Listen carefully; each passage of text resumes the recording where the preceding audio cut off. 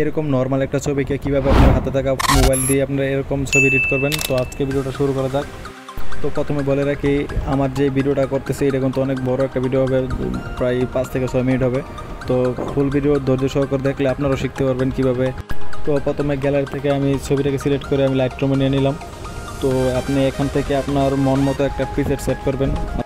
তো আপনার কাছে যদি প্রিসেট না থেকে থাকে তো আমি পরবর্তীতে বলে দেবো আপনার প্রিসেট কোথা থেকে পাবেন আর কীভাবে নিতে হয়। তো এখান থেকে আমি একটা প্রিসেট সিলেক্ট করে দিলাম। ভিডিওটা মনোযোগ সহকারে ফুল না দেখলে কিন্তু আপনারা শিখতে পারবেন না। তো আপনারা যাতে সুবিধা হয় তার কারণে আমি ভিডিওটাকে একটু স্কিপ করে নেই। তো এখান থেকে প্রিসেটটা নেওয়ার পরে এখন আমি একটু কালারটা একটু সেটিং করে নিতে হবে, ঠিক আছে। যেহেতু আপনার সব ছবিতে কিন্তু একই প্রিসেট কিন্তু কাজ করে না, একটু বিভিন্ন রকম দেখা যায়। তো এখন তোমাদেরকে বলবো কিভাবে তোমরা প্রিসেট নেবা, ঠিক আছে। তো আমার স্ক্রিনে হোয়াটসঅ্যাপ নাম্বার দেওয়া আছে, কিন্তু আমার হোয়াটসঅ্যাপে নক দিলেও তোমরা পারবা। আবার আমার এই ভিডিওতে আমার ফেসবুক লিঙ্ক দেওয়া আছে, তোমরা সেখানে গিয়ে আমার মেসেঞ্জারে নক দিলে আমি কিন্তু তোমাদেরকে প্রিসেট দিয়ে দেবো, প্রিমিয়াম প্রিসেট 20টা প্রিমিয়াম প্রিসেট দিয়ে দেবো সম্পূর্ণ ফ্রিতে।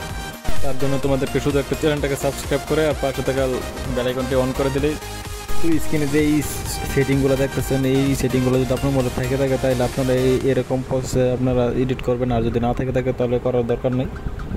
তো এখান থেকে হালকা একটু আমি কালার চেঞ্জ করে নেব। তো ছবিটা মতো এডিট করা শেষ, এখন আমি সেভ দিয়ে দিলাম।